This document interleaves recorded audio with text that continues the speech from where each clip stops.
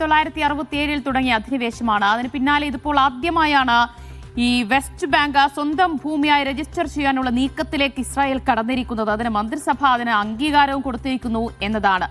അത് എന്തായിരിക്കാം ഇങ്ങനൊരു അപ്രതീക്ഷിത നീക്കത്തിന് പിന്നിൽ?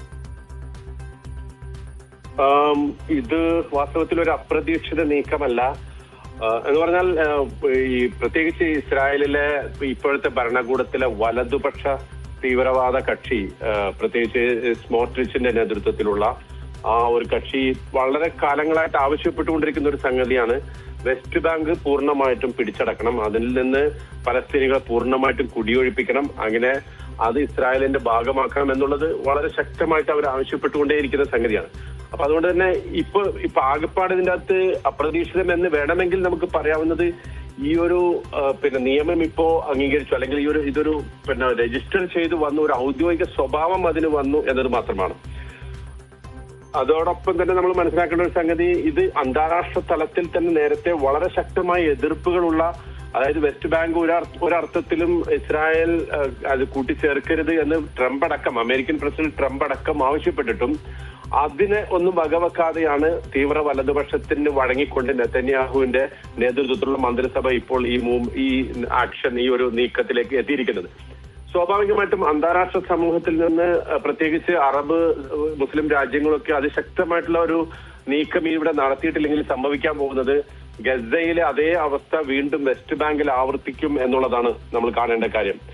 ഈ ഒരു സന്ദർഭത്തിൽ പ്രത്യേകിച്ച് ഇസ്രായേൽ ഇതിന് മുതിരുന്നതിന്റെ ഒരു പ്രധാനപ്പെട്ട ഒരു സാഹചര്യം എന്ന് പറയുന്നത്, ലോകത്തിന്റെ ശ്രദ്ധ ഇപ്പോൾ ഗസയിൽ നിന്ന് പൂർണ്ണമായിട്ടും മാറിക്കഴിഞ്ഞു. അതായത് ഒരു മെയിൻ സ്ട്രീം മീഡിയ, ഒരു മുഖ്യധാര മാധ്യമങ്ങളൊക്കെ തന്നെ ഗസയെ പൂർണ്ണമായും മറന്ന ഒരവസ്ഥയിലാണുള്ളത്. വെടിനിർത്തൽ എന്ന പേരിൽ നടപ്പാക്കിയിട്ടുള്ള ഒരു സംഗതി, അതിൽ പലസ്തീനികൾ മാത്രമേ വെടിനിർത്തിയിട്ടുള്ളൂ. ഇസ്രായേൽ ഒരർത്ഥത്തിലും വെടിനിർത്തിയിട്ടില്ലെന്ന് മാത്രമല്ല, പൂർണ്ണമായും ഗസയെ എല്ലാ ദിവസവും ആക്രമിച്ചുകൊണ്ട് അവിടെ നിരന്തരമായി ഫലസ്തീനികൾ കൊന്നൊടുക്കിക്കൊണ്ടിരിക്കുകയാണ്. ഈ ഒരു ശ്രദ്ധ അന്താരാഷ്ട്ര മാധ്യമങ്ങളുടെയും അതുപോലെ തന്നെ മുഖ്യധാര രാഷ്ട്രീയ കക്ഷികളുടെയും അതുപോലെ അന്താരാഷ്ട്ര സമൂഹത്തിന്റെയും ഒക്കെ ശ്രദ്ധ മാറിയ സന്ദർഭത്തിലാണ് വെസ്റ്റ് ബാങ്ക് പൂർണ്ണമായിട്ടും പിടിച്ചടക്കാനുള്ള നീക്കം ഇസ്രായേൽ നടത്തിയിരിക്കുന്നത്. ഈ പേപ്പറിലുള്ള അല്ലെങ്കിൽ ഡോക്യുമെന്റേഷനിലുള്ള ഈ നീക്കത്തിന് പുറമെ വളരെ ശക്തമായിട്ടുള്ള റെയ്ഡുകൾ, വീടുകൾ തകർക്കുക, അതുപോലെ തന്നെ വ്യത്യസ്തമായിട്ടുള്ള അഭയാർത്ഥി ക്യാമ്പുകളെ ഇടയ്ക്കിടെ ആക്രമിച്ചുകൊണ്ട് അവിടുത്തെ ഫലസ്തീനികളെ നിരന്തരമായിട്ട് വെടിവെച്ചു കൊല്ലുക, ബോംബിടുക, അതുപോലെ തന്നെ അല്ലെങ്കിൽ അറസ്റ്റ് ചെയ്യുക. ഇപ്പൊ നോക്കൂ, കഴിഞ്ഞ വെടിനിർത്തലിന്റെ ആ കരാർ പാലിച്ച ഘട്ടത്തിൽ ധാരാളം ഫലസ്തീനികളെ വിട്ടയച്ചിരുന്നു. പക്ഷെ അവരിനേക്കാൾ കൂടുതൽ, ആ എണ്ണത്തെക്കാൾ കൂടുതൽ ഫലസ്തീനികളെ അറസ്റ്റ് ചെയ്തുകൊണ്ട് വെസ്റ്റ് ബാങ്കിൽ നിന്ന് പൂർണ്ണമായിട്ടും ധാരാളം, അതായത് ആയിരക്കണക്കിന് ഫലസ്തീനികളെ നിരന്തരമായിട്ട് അറസ്റ്റ് ചെയ്ത് തടവിലിടുകയും ഒരു തരത്തിലുള്ള വിചാരണയും കൂടാതെ അവരെ നിരന്തരം പീഡിപ്പിക്കുകയും ചെയ്തുകൊണ്ടിരിക്കുന്ന ഒരു സ്വഭാവമാണ് നമ്മൾ കണ്ടുകൊണ്ടിരിക്കുന്നത്. അത് വളരെ അന്താരാഷ്ട്ര മനുഷ്യാവകാശ സംഘടനകൾ ആവർത്തിച്ച് അതാണ് ഇവിടെ നോക്കൂ, ഗസയിൽ വെടിനിർത്തൽ നടപ്പിലായെങ്കിലും തുടർച്ചയായി വെടിനിർത്തൽ കരാർ ലംഘനം നടത്തിക്കൊണ്ടിരിക്കുന്നു ഇസ്രായേൽ. അതിന് പിന്നാലെ ഇപ്പോൾ വെസ്റ്റ് ബാങ്കും കൂടി ഒപ്പം ചേർക്കാൻ, അല്ലെങ്കിൽ അത് സ്വന്തം ഭൂമിയായി കൈവശപ്പെടുത്താനുള്ള നീക്കം നടക്കുന്നു. ഇതുണ്ടാക്കാൻ പോകുന്ന പ്രത്യാഘാതം എത്ര വലുതാണ്?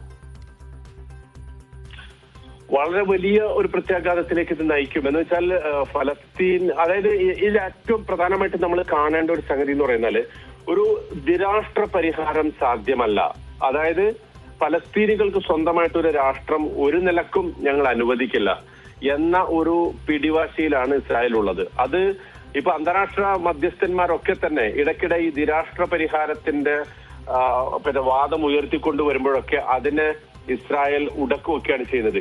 പ്രത്യേകിച്ച് ഇപ്പൊ വെസ്റ്റ് ബാങ്ക് പൂർണ്ണമായിട്ടും പിടിച്ചടക്കി കഴിഞ്ഞാൽ ഇനി ഒരിക്കലും ഈ ദ്വിരാഷ്ട്ര പരിഹാരം എന്ന ഫോർമുല ആർക്കും തന്നെ മുന്നോട്ട് വെക്കാൻ സാധിക്കില്ല. എന്ന് മാത്രമല്ല, ദ്വിരാഷ്ട്രം പോയിട്ട് ഇപ്പൊ മറ്റൊരു പരിഹാരം എല്ലാവരും പറയുന്ന ഒറ്റ രാഷ്ട്രം, ആ ഒരു രാഷ്ട്രത്തില് ഫലസ്തീനികൾക്ക് പൂർണ്ണമായിട്ടുള്ള അവകാശങ്ങൾ, ആ അവകാശങ്ങൾക്ക് കൂടി തടയിടുകയാണ് ഇപ്പോൾ ഇസ്രായേൽ ചെയ്യുന്നത്. എന്ന് പറഞ്ഞാൽ വളരെ ശക്തമായ ഒരു അപ്പാർത്തൈഡ് സ്റ്റേറ്റ് ആയിട്ട്, വംശവെറിയിൽ അധിഷ്ഠിതമായ ഒരു രാജ്യവും ഭരണകൂടവുമായിട്ട് തങ്ങൾ നിലകൊള്ളും എന്ന് തന്നെയാണ് നെതന്യാഹുവിന്റെ നേതൃത്വത്തിലുള്ള ഈ ഭരണകൂടം.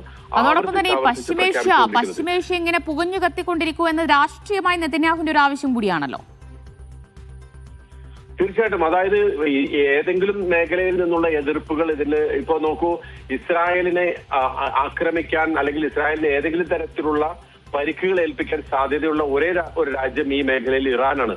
അപ്പൊ ഇറാനെതിരെയുള്ള അമേരിക്കയുടെ ആക്രമണം എത്രയും പെട്ടെന്നാക്കുന്നതിന് വേണ്ടി ഈ കഴിഞ്ഞ ദിവസം നെതന്യാഹു വൈറ്റ് ഹൗസിൽ പിന്നെ പ്രസിഡന്റ് ട്രംപുമായി നടത്തിയ ചർച്ചയുടെയും അതിനുശേഷം പുറത്തുവിട്ട പ്രസ്താവനകളുടെയൊക്കെ ചുരുക്കം അതാണ്. അതായത് തങ്ങൾക്കെതിരെയുള്ള എല്ലാ ഭീഷണികളെയും പിന്നെ പൂർണ്ണമായും നിഷ്കാസനം ചെയ്തുകൊണ്ട് അതോടൊപ്പം തന്നെ ഈ മേഖലയിലെ പല രാജ്യങ്ങളെയും വിഭജിക്കുന്നതിന് കൂട്ടുനിന്നുകൊണ്ട്, പ്രത്യേകിച്ച് ഇറാനിൽ ഇപ്പോ ഇസ്രായേലിന്റെ ഏറ്റവും പ്രധാനപ്പെട്ട ആവശ്യം അതാണ്. അതായത് അതിശക്തമായ ബോംബിങ്ങിലൂടെ ഇറാനെ തകർക്കുക, ഭരണകൂടത്തെ ഇല്ലാതാക്കുക, എന്നിട്ട് ഇറാനെ വെട്ടിമുറിക്കുക. പ്രത്യേകമായിട്ട് ചില വംശീയ ന്യൂനപക്ഷങ്ങൾക്ക് പ്രത്യേകമായ രാഷ്ട്രമോ അല്ലെങ്കിൽ സ്വയംഭരണ പ്രദേശമോ ഒക്കെ അനുവദിച്ചു കൊടുത്തുകൊണ്ട് ഇറാനെ ഒരു വെട്ടിമുറിക്കുക എന്നതാണ് ഏറ്റവും പ്രധാനപ്പെട്ട ഇസ്രായേലിന്റെ ആവശ്യം.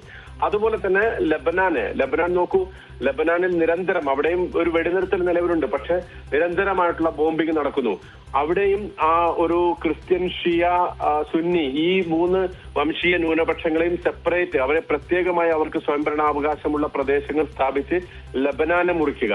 സിറിയയിൽ കുർദ്, അതുപോലെ തന്നെ യസീദി ന്യൂനപക്ഷം, ഇവരൊക്കെ പ്രത്യേകമായി ഡ്രൂസ് ന്യൂനപക്ഷം, അവർക്ക് പ്രത്യേകമായിട്ടുള്ള ചെറിയ ചെറിയ വംശീയ സ്റ്റേറ്റുകൾ, ഇതാണ് വാസ്തവത്തിൽ ഇസ്രായേലിന്റെ ആവശ്യം. അപ്പോ ചുറ്റുമുള്ള എല്ലാ രാജ്യങ്ങളും പ്രത്യേകമായി വംശീയമായ പിന്നെ അടിസ്ഥാനത്തിൽ അവരേക്ക് വിഭജിച്ച് തങ്ങൾക്കെതിരെയുള്ള എല്ലാ ഭീഷണികളെയും തകർക്കുക എന്നാണ് ഇസ്രായേലിന്റെ ലക്ഷ്യം. പക്ഷേ ഇത് നടപ്പാകുന്നതിന് മുന്നിൽ ഒരുപാട് തടസ്സങ്ങളുണ്ട്. അതിന്റെ ഏറ്റവും പ്രധാനപ്പെട്ട സംഗതിയാണ് ഇപ്പോൾ ട്രംപിന് ഇറാനെ ആക്രമിക്കുന്നതിൽ, അല്ലെങ്കിൽ ഇറാനെതിരെ ഒരു വശത്ത് ശക്തമായ ആക്രമണങ്ങളൊക്കെ അല്ലെങ്കിൽ ശക്തമായ സന്നാഹങ്ങളൊക്കെ ഒരുക്കി കൂട്ടിക്കൊണ്ടിരിക്കുന്നുണ്ടെങ്കിലും ഒരു ശക്തമായ ഒരു ആക്രമണം ഇപ്പോൾ ഈ സന്ദർഭത്തിൽ അതിന് തുടക്കമിടാൻ ഇപ്പോഴും ട്രംപിന് കഴിഞ്ഞിട്ടില്ല എന്നുള്ളത് ഈ മേഖലയിൽ പ്രത്യേകിച്ചും ട്രംപും നെതന്യാഹുവും അനുഭവിക്കുന്ന ഒരു പ്രതിസന്ധിയാണ്. ആ ഒരു പ്രതിസന്ധിയിൽ ഏറ്റവും പ്രധാനമായി നിൽക്കുന്നത് റഷ്യ, ചൈന പോലുള്ള രാജ്യങ്ങളുടെ അതിശക്തമായ എതിർപ്പാണ്. അതുപോലെ തന്നെ മേഖലയിലെ രാജ്യങ്ങൾ അതിശക്തമായ സമ്മർദ്ദം അമേരിക്കൻ പ്രസിഡന്റ് ട്രംപിന് മേൽ ചെലുത്തിക്കൊണ്ടിരിക്കുന്നു.